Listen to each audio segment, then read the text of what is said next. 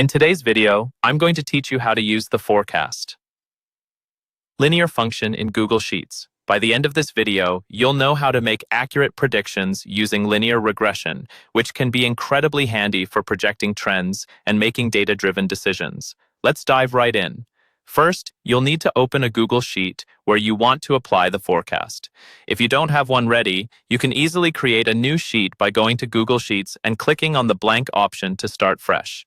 Once your sheet is open, find the cell in which you want to display your forecasted data. For the purpose of this tutorial, we're going to click on cell B33. You can find this easily by scrolling through the grid or using the cell search function. Once you have cell B33 selected, it's time to input the formula. Here's where the magic of linear forecasting happens. You'll type in the formula, X forecast, linear A33, B2, B32, A2, A32.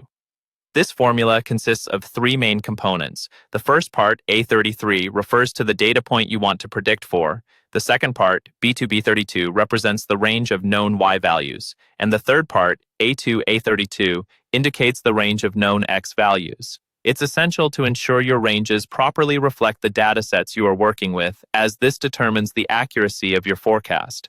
After you've carefully typed in the formula, simply hit the Enter key. You'll immediately see that the calculation is performed, and the forecasted value appears in cell B33. It's a quick and straightforward process, but the results can provide valuable insights into your dataset.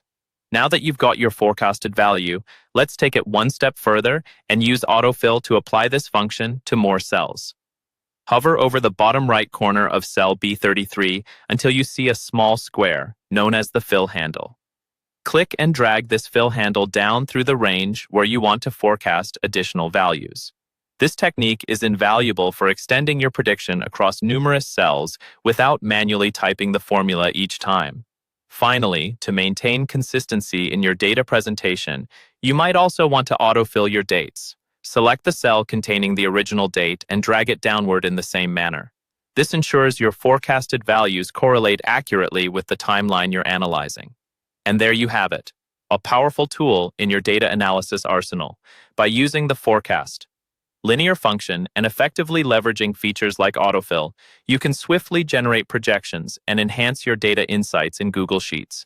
I hope this detailed guide has made the process clear and accessible. With just a few steps, you're now equipped to make smarter, data-informed predictions. Thank you for joining, and feel free to explore other functions that Google Sheets has to offer. Until next time.